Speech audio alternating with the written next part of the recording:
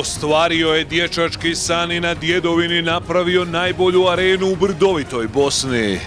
Samo za ovu priliku 2. novembra u subotu sprema nam pečat za kraj sezone 2024.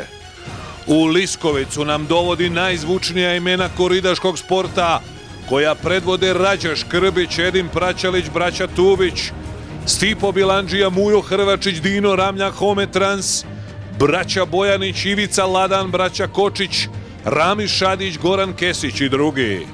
Njihovi bikovi obilježili su ljeto 2024. i potpuno spremni dolaze u Dumanovu arenu na razbadanje teške kategorije i uz to još 10 ugovorenih borbi. Od siline njihovih udara odjekivaće Liskovica, Vlasinje i voljeno Bjelajce, jer Jovo Vožević ne zna drugačije. Njegov instinkt da prepozna bika udarača ne može se naučiti u školi, jer za takvo nešto trebaju godine i sluh istinskog borca. Goste na finalnoj koridi zabavljaće uhodani dvojac Mladen Vrakelja i neponovljiva Vlatka Karanović.